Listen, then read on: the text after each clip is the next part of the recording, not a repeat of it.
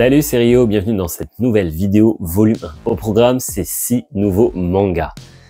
Et sont plutôt variés. On a un manga très poétique, un autre sur le folklore irlandais, un autre c'est un survival horror en huis clos, un autre ça parle de maquillage, un autre c'est sur le sport et le dernier, c'est une comédie totalement what the fuck. Allez, c'est parti. Bienvenue dans volume 1, le concept où je te présente et donne mon avis sur le premier tome de différents mangas, qu'ils soient nouveaux ou plus anciens. Le but étant pour toi de t'aider pour un potentiel achat. C'est parti. Et on commence cette sélection avec Louvre, un manga de Miyako Miya. Dans Louvre, on va suivre deux bergers, un frère et une sœur qui vivent au Mont Gémissant. C'est un endroit qui est en fait totalement abandonné par les villageois parce qu'il y a des rumeurs comme quoi il y a des hurlements, des loups, des bêtes féroces, bref, un endroit plutôt hostile. Si le jeune berger et sa sœur ont décidé d'aller vivre là-bas, c'est tout simplement parce que la sœur est atteinte d'une malédiction, elle est en louve et non en être humain normal, donc lui, il est là, c'est un être humain normal, et elle, c'est une lampe. Ils aspirent juste à vivre tranquillement dans leur coin et à n'embêter personne. Cette lecture, elle est un peu particulière parce qu'on va suivre du coup ces deux héros, mais ils ne seront pas à chaque fois les protagonistes principaux des chapitres. L'histoire se découpe en plusieurs chapitres, et à chaque nouveau chapitre, on va découvrir un nouveau personnage qui justement va avoir affaire à nos deux héros. Et ben mon avis sur ce manga, j'ai bien aimé ce manga. Déjà, la raison pour laquelle j'avais craqué, c'était cette couverture qui me donnait vraiment très envie, mais aussi les dessins à l'intérieur sont vraiment magnifiques. C'est très poétique, c'est très beau à voir. C'est mignon aussi. Pour l'histoire, et ben le fait que ça soit coupé par chapitre, où on découvre un nouveau personnage mais qui a un lien du coup avec les bergers, j'ai trouvé ça assez sympa. Alors c'est pas une histoire très dynamique, hein, mais quand même il y a quand même un fil rouge tout au long de ce premier tome qui apparaît au fur et à mesure de la lecture. Et je pense d'ailleurs, vu la fin de ce tome-ci, que peut-être le tome 2, qui est le dernier tome, sera peut-être plus orienté sur la malédiction de la louve. On pourrait se dire que c'est pour les enfants, parce que quand j'ai lu le premier chapitre, c'est vrai que ça m'a fait penser vraiment à une petite histoire pour les enfants, mais finalement, il y a des thèmes abordés qui sont un peu plus adultes, et aussi des mots qui sont employés dans le manga qui ne sont pas forcément compréhensibles par les enfants. Même si un adulte est là, forcément, il pourra les expliquer. Donc, en conclusion, Louvre, j'ai bien aimé, c'est un manga qui est très beau, une histoire très poétique, très belle. Tout est beau dans ce manga. Tout est beau. Enfin bref, j'ai passé un bon moment, un très bon moment. Je suis impatient de découvrir la suite et j'ai trouvé que cette édition était vraiment très belle parce que comme vous pouvez le voir, je sais pas si ça va se voir vraiment à l'écran, mais donc on est sur une jaquette qui est cartonnée. Elle n'est pas comme les autres où bien sûr c'est cartonné, mais vous savez c'est plastifié, il y a toujours une protection. Là on est sur une jaquette très cartonnée, enfin ça se verra peut-être pas à l'écran. Mais bref, alors du coup c'est aussi assez fragile, et comme en plus là comme vous voyez à l'arrière c'est blanc, donc ça peut se salir très vite. Mais j'aime bien, j'aime beaucoup cette édition. En plus c'est un format assez grand. Donc ouais, très plaisant à lire, bonne prise en main. Et au niveau des pages, le grammage des pages est assez épais pour qu'on n'ait pas à souffrir du dessin qui est à l'arrière. Donc voilà, Louvre, c'est une bonne petite découverte. Je suis pas déçu. J'ai bien fait de m'attarder là-dessus quand j'ai fait ma recherche sur les 40 nouveaux titres du mois de mars que je vous propose ici. On continue avec Ghost and Witch, la quête du divin de Kore Yamazaki. Et bien dans ce manga, on va suivre une jeune japonaise qui a décidé d'aller en Irlande, la jeune Saku, parce qu'elle a une malédiction en fait. Elle se transforme peu à peu en serpent, elle a des écailles sur tout son corps, et cette malédiction fait qu'à chaque fois qu'elle rencontre le regard d'une personne qui lui parle, très vite elle s'énerve et elle a comme un trou noir. Et quand elle se réveille, souvent la personne est blessée, donc clairement c'est pas facile socialement pour elle. Donc sa raison de venir en Irlande, c'est qu'apparemment il y aurait une source qui réalise les souhaits. Et forcément, bah, elle veut se débarrasser de cette malédiction parce que, en plus de se transformer et d'avoir des passages à vide, il se trouve qu'elle entend aussi la voix du serpent qui lui susurre à son oreille des choses pas forcément très sympathiques, du genre « tu l'as, fais-lui du mal », enfin, bref, des choses qu'on n'a pas spécialement envie d'entendre tous les jours. La jeune fille va donc aller en Irlande, on va la suivre dans son arrivée, et malheureusement, une fois arrivée devant cette petite source, elle va se trouver confrontée à une sorcière. Mais du coup, la sorcière va décider de l'aider ou pas. J'avoue qu'à ce niveau-là, c'est plutôt assez flou. On ne sait pas vraiment. Elle lui fait une promesse, mais ça sent un peu l'entourloupe. Donc du coup, la jeune Sakou, en fait, malgré elle, malgré sa malédiction, sans le savoir, elle va devenir un peu un dieu.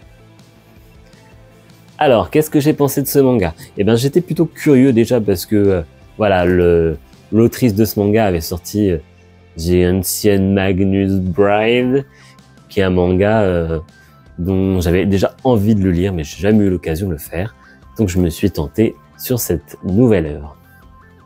Au niveau des dessins, bien sûr, si vous avez l'habitude de son ancienne série, donc vous ne serez pas déçu ou surpris. Moi, j'aime plutôt bien le style. Alors, j'avoue qu'elle a un style qui se reconnaît assez facilement. Je sais plus trop pourquoi, en fait. Je sais pas si les yeux, les cheveux, il y a un truc à chaque fois, dès qu'on voit ces dessins, on les reconnaît tout de suite. Donc, au niveau du dessin, clairement, c'est joli. Il y a absolument rien à dire. Je trouve qu'il y a suffisamment de décors dans le manga pour pas qu'on ait cette impression de vide dans les cases. Donc non, c'est un bon point. Au niveau de l'histoire, je dois avouer que j'ai eu un peu du mal à rentrer dedans et je suis assez surpris parce que la thématique sur le folklore irlandais me parlait bien et j'ai eu un peu du mal à rentrer dans l'histoire parce qu'en fait, je crois qu'au départ, il y a énormément de questions et très très peu de réponses, voire quasi pas de réponses. Et du coup, j'ai trouvé ça assez frustrant. Il m'a fallu en fait du temps aussi pour comprendre les personnages, pour essayer de comprendre leur psychologie, ne serait-ce que l'héroïne, elle a un passé apparemment assez compliqué. La sorcière, c'est pas facile non plus de la comprendre. Et la sorcière a un autre antagoniste avec elle, qui est un homme et qui lui aussi est spécifique. Mais je vous en dirai pas plus. Et pareil, lui, il a un caractère un peu plus convenu, je dirais, un peu moins original, très très manga sur le gars assez beau gosse, assez joyeux, mais qui était finalement peut-être un peu sombre. Donc voilà, alors j'ai passé quand même un bon moment, il m'a fallu du temps pour rentrer dedans, mais une fois arrivé, je dirais un peu plus de la moitié, je commençais vraiment à être un peu convaincu par cette lecture et à comprendre un peu mieux les enjeux, et aussi parce que le récit démarre vraiment, voilà, on nous a posé les bases, et là, ça y est, après plusieurs chapitres, le récit commence, c'est les péripéties, et on veut c'est là où c'est censé nous emporter, quoi. On veut savoir ce qui va se passer, on veut savoir ce que la petite Sakou va vivre, et voilà. Donc, j'ai bien aimé, j'avoue que j'espérais peut-être un peu plus, mais ça reste pour l'instant une bonne découverte. Mais c'est pas mon manga préféré de cette sélection en tout cas.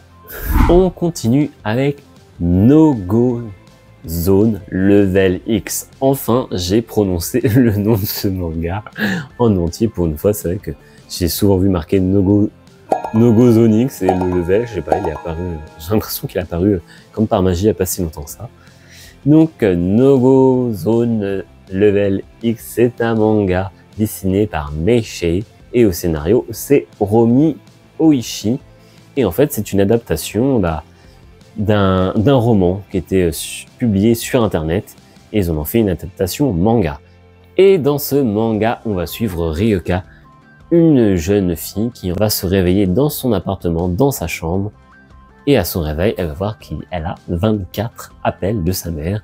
Donc, elle va lui répondre et sa mère va lui dire « Surtout, ne bouge pas, il y a un X dans l'immeuble, ne bouge pas, tu risques ta vie. » Sauf que elle se réveille, elle entend ça, elle comprend pas trop ce qui se passe. Elle décide du coup d'ouvrir les rideaux pour voir vraiment ce qui se trame et là, elle meurt. Et on commence du coup une nouvelle boucle. Elle se réveille à nouveau dans son lit, revoit les 24 appels en absence de sa mère et là, elle se rend compte qu'il y a un truc qui cloche. Il y a 2 secondes, elle s'est vue mourir. Qu'est-ce qui se passe? Pourquoi elle est encore dans ce lit? On va suivre cette jeune Ryoka dans une espèce de boucle infernale où à chaque fois qu'elle va faire une erreur, eh ben, elle va mourir, puis revivre et apparaître dans ce lit, dans sa chambre. Et là, bah, elle va devoir tout recommencer à zéro. Et ben, direct, je vous le dis, c'est le genre d'histoire, de manga, un survival horror avec un monstre, une boucle qui se répète sans fin. Moi, c'est le genre d'histoire que j'adore. Et bah là, j'ai eu plus de mal. Ouais, j'ai eu pas mal de difficultés en fait à rentrer dans le manga. Déjà parce que bah, au départ, premier chapitre, ça va. Donc c'est cette première boucle. Donc ça a été. Et puis on découvre en fait que finalement, elle est pas seule. Ça, on découvre dès le chapitre 2, c'est pas un véritable spoiler. Qu'elle est pas seule, qu'elle a un ami d'enfance à elle qui est aussi dans l'immeuble. Finalement, ils sont deux. Donc ils vont essayer tout du long du manga de se retrouver. On va voir un ou deux flashbacks pour essayer de creuser un peu plus la relation. Sauf que voilà, heureusement, cette boucle infernale, bah, de temps en temps, il y a des changements. Le monstre change. Mais il y a un truc qui me pose problème. Le souci que j'ai, c'est qu'il y a des boucles qui ne servent strictement à rien. Voilà, alors que Ryoka essaye des trucs, ok, je suis d'accord. Mais quand tu as une boucle qui finalement ne sert à rien, où on n'a pas eu d'avancement dans l'histoire, je suis un peu perplexe, quoi. Pour moi, quitte à revivre les boucles, mon but, c'est pas de revivre les boucles en boucle sans que ça apporte quelque chose. Au contraire, il faut que chaque boucle apporte un indice, quelque chose en plus pour que nous, on ait envie justement de poursuivre la lecture. Et c'est un peu ce que je reprocherais à No Go Zone Level X, c'est qu'il y a des fois, j'ai l'impression qu'il y a eu des boucles qui n'ont servi strictement à rien, sauf à voir de nouveau l'héroïne mourir dans d'atroces souffrances. Mais tout n'est pas à jeter dans ce manga. Heureusement, l'héroïne est plutôt sympathique, son camarade de classe aussi. L'histoire est assez prenante en soi. Donc ça, sur le concept, sur le papier, j'aime beaucoup. Maintenant, c'est peut-être plus l'exécution qui m'a posé problème, puisque pour une chose très simple, c'est que ma moitié est venue au moment où je lisais ce manga, et elle m'a dit tout simplement en regardant, c'est pas un peu pauvre ton manga au niveau des décors? Et je dois avouer que, en y repensant, j'ai regardé à nouveau, et c'est vrai que il y a pas mal de cases vides en fait, où on voit juste les héros, un fond noir. Bon là, on a un peu la chambre, mais c'est pareil, cette chambre elle est super vide. Alors les Japonais sont-ils tous minimalistes? C'est pas, il y a beaucoup de pièces. On est dans des salons, on est dans un immeuble, un salon aussi vide, une cuisine vide, bref, il n'y a pas de vie. Mais bref, ça manque, c'est vrai que ça manque de décor. Après, j'ai rien à reprocher sur le dessin, je le trouve assez sympathique, les scènes de gore sont là, les scènes d'action, elles font le taf, le monstre est très très bien dessiné, mais j'ai eu un peu de mal à accrocher. C'est pas pour autant que je vais m'arrêter là, puisque la fin laisse quand même envie de découvrir la suite, mais c'est vrai il manque peut-être un petit quelque chose dans ce manga pour l'instant, je ne sais pas, je ne saurais dire quoi, mais il y a un truc qui me manque. Voilà, donc pour l'instant, je suis moyennement convaincu, j'ai bien aimé, moins plus. je vais voir ce que donne le tome 2, de toute façon, c'est en 3 tomes, donc je pense que là, ça devrait peut-être un peu plus décoller dans le tome 2, à voir ce que nous a réservé le scénariste, hein. Est-ce qu'on va vraiment avoir des boucles qui ne servent strictement à rien, ou à l'inverse, au fur et à mesure, il va y avoir de plus en plus de tension. On continue cette preview avec Blaze de Yukino Sonoyama. Et bien dans ce manga, on va suivre Aiya, un jeune garçon qui était anciennement mannequin, mais qui cache sa passion pour le maquillage parce qu'il pense n'avoir vraiment aucun talent. Sauf que dans son école, il va y avoir un concours d'organiser qui prend la forme d'un défilé de mode. Du coup, les élèves se disent, défilé de mode, très bien, dans notre classe, ce sera Aiya qui sera le mannequin. Et par contre, pour le maquiller, pour s'occuper de lui, il décide tout simplement d'envoyer la déléguée, comme ça, sans vraiment trop savoir ce qu'elle vaut. Et Aiya, en fait, va se rendre compte que la déléguée, elle est grande, elle est mince, elle a tout pour être mannequin, et lui, c'est peut-être pour lui l'occasion de montrer son talent pour le maquillage, et c'est exactement ce qui va se passer après. Bien sûr, quelques conversations entre nos deux protagonistes, ils vont conclure que c'est certainement la meilleure des solutions. Donc voilà, pour pas en dire trop, c'est ce qui se passe à peu près pendant une moitié de ce tome-ci, et que dire, j'ai beaucoup aimé Blaze, j'ai beaucoup aimé puisque J'aime beaucoup ce monde un peu de la mode, maquillage, tout ça. Je trouve ça assez cool. J'avais déjà lu Shine, qui était exactement dans le même délire. D'ailleurs, on retrouve aussi cet aspect très shonen de la compétition, mais dans un univers assez original. Au final, là, c'était dans Shine, c'était la mode. Là, ça va être dans le maquillage.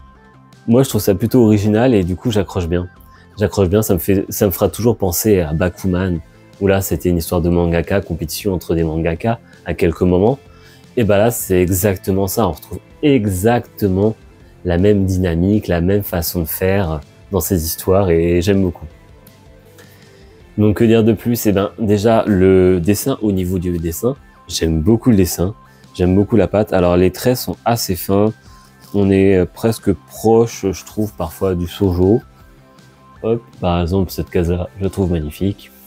Et surtout, eh ben, comme en plus on est sur un manga qui va parler de mode, même si ça va être plus orienté maquillage, si je comprends bien, et on a quand même des persos qui sont vachement stylés, franchement. Ils ont vraiment tous leur touche personnelle. Par exemple, lui, j'aime beaucoup son design, au gars là qui fait la grimace. Pareil pour le moustachu, je sais pas, je trouve qu'il se dégage un truc. Les personnages ont vraiment des designs différents de ce qu'on a l'habitude. Ils sont très stylés. Ils sont dans la thématique et un peu mode, hein, clairement.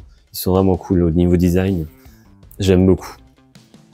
Maintenant, ce qui en est au niveau de l'histoire, bah, je vous l'ai dit, il y a cette patte de la compétition entre les artistes. Et ça, j'aime beaucoup ça. Donc, une typologie de manga que j'aime bien quand il y a cette compétition dans un monde différent de ce qu'on a l'habitude, parce que les combats, c'est cool, mais des combats de mode, des combats de maquillage, des combats de mangaka, et il doit y en exister d'autres, un combat de patinage artistique par exemple, bah là, ça me plaît beaucoup. Donc j'ai bien aimé, j'ai trouvé que c'était assez sympathique, l'histoire est assez fluide, ça prend son temps, mais aussi on avance quand même aussi assez vite, puisque bah très vite après ce concours, on va entamer un nouveau chapitre, donc une nouvelle péripétie, et là on entre justement dans fameux sujet que j'aime beaucoup, les compétitions sur des thématiques plus artistiques. Blaze, j'ai bien aimé, en même temps, j'avoue que j'en attendais déjà pas mal de ce manga. Quand j'ai découvert, je me dis ouais, celui-là, il va me plaire, et c'est le cas. En plus, ce que j'aime bien, c'est que c'est souvent dans ces mangas-là, parce que c'est un shonen à la base, chez nous il est édité en tant que seinen, mais ce que j'aime bien, c'est que ça casse les codes, quoi.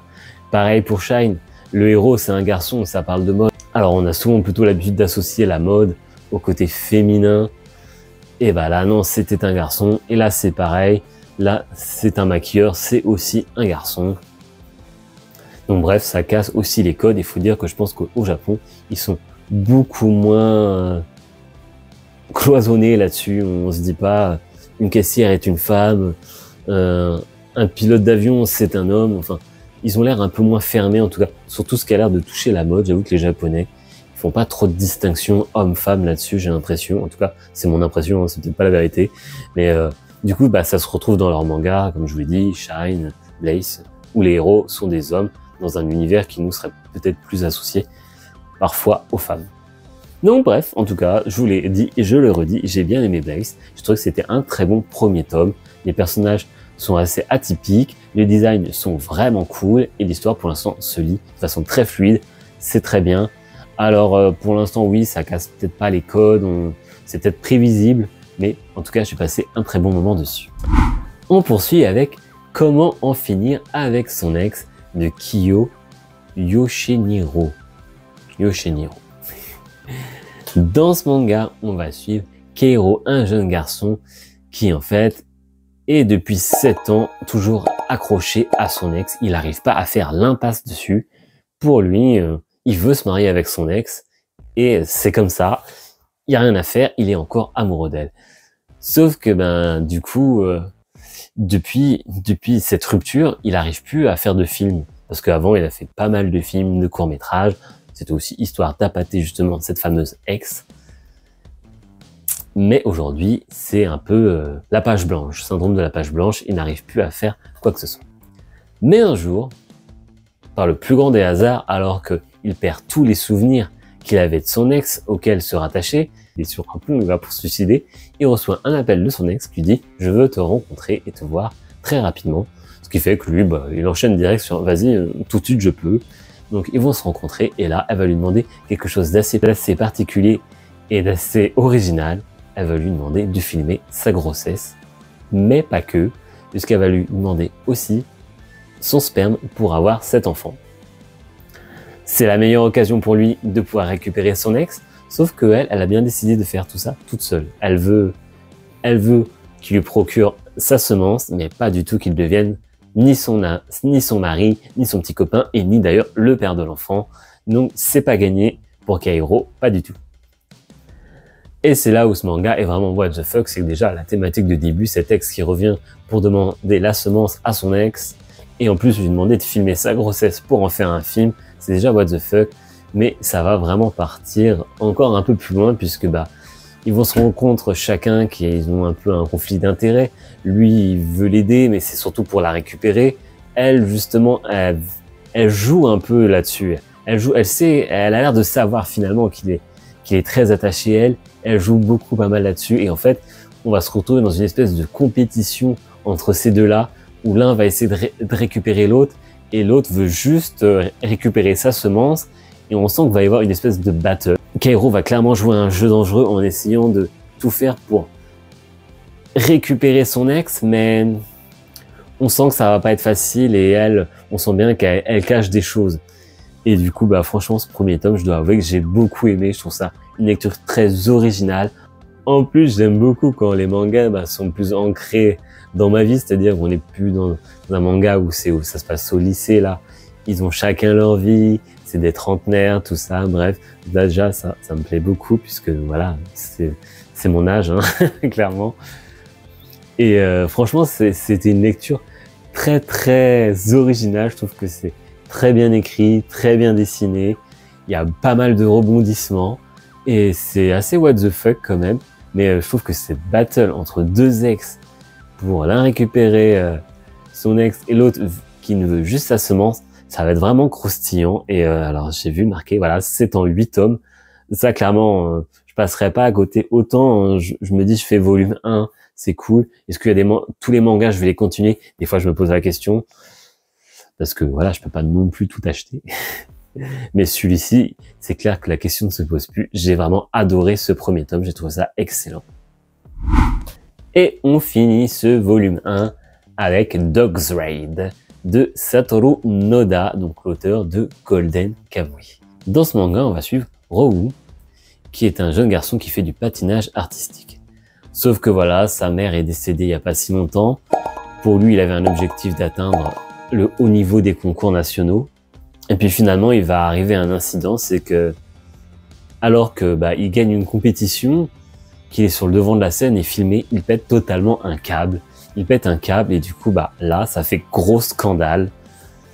Et alors qu'il aurait pu avoir une carrière prometteuse, et il va se trouver vraiment sur le banc de touche, quoi. Clairement, il va être mis de côté, un peu exclu et voilà. En fait, on veut plus de lui, il a pété un câble, c'est pas normal. Et suite à ce pétage de câble, il va être envoyé, lui et sa sœur, à Hokkaido chez leur grand-père suite au deuil de leur mère.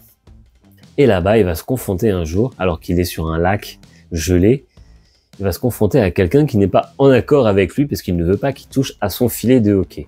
Il va y avoir une espèce de compétition entre les deux gars et notre héros va avoir une certaine rancœur contre cette personne et il va se trouver que plus tard, dans l'école où il manque une personne pour l'équipe de hockey pour qu'il puisse faire cette dernière compétition de l'année. Et notre héros, Rou, va justement rentrer dans l'équipe pour pouvoir se venger du fameux gars qu'il avait interdit plus ou moins d'aller sur la glace pour patiner.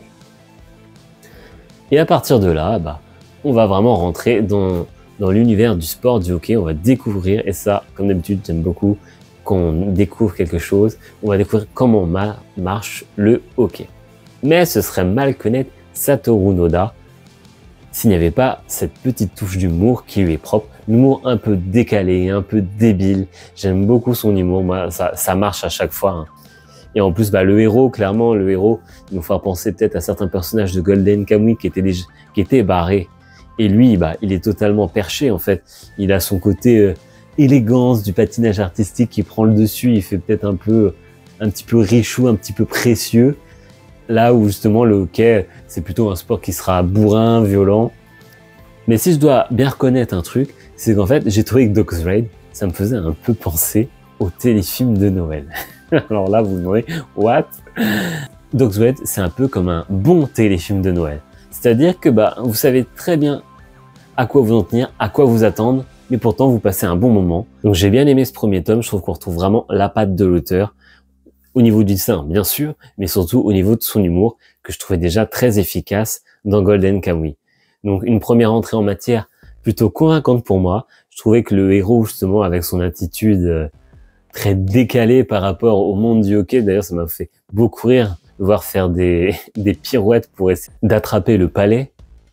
C'était plutôt fun, bref. En plus, il y connaît absolument rien au hockey, donc ça laisse place à des moments très très drôles, clairement. Donc moi, franchement, j'ai bien adhéré. Je trouve que, je sais pas, j'ai trouvé ça fun. J'ai trouvé ça plutôt cool dans l'ensemble. L'humour est là. Les personnages, ils sont avec cet auteur. On sait que les personnages sont souvent barrés et là, ça fonctionne bien. Je suis très content d'ailleurs que ce soit pour une fois le héros qui soit totalement déjanté. Donc ouais, moi, Dog's Raid, je le recommande. Alors après, ouais, c'est vrai, je lis pas énormément de mangas de sport. D'ailleurs, le seul que je dois lire, c'est des médaillistes qui est là-dessous. Et du coup, je retourne sur la glace, cette fois-ci avec Dog's Raid. Et franchement, j'ai beaucoup aimé ce premier tome. Et voilà, c'est la fin de cette vidéo. N'oubliez pas de mettre dans les commentaires si vous aussi vous avez lu ces mangas et ce que vous en avez pensé. Parce que je suis toujours présent pour répondre à vos messages, ça me fait vraiment plaisir. Donc la prochaine vidéo, si tout se passe bien, ce sera donc le micro-trottoir, en croisant les doigts que tout se passe bien, sinon j'apprendrai un autre truc d'ici là. Donc je vous donne rendez-vous jeudi prochain à 17h30. Non. Je vous donne rendez-vous jeudi prochain à 17h. C'était Rio. Salut.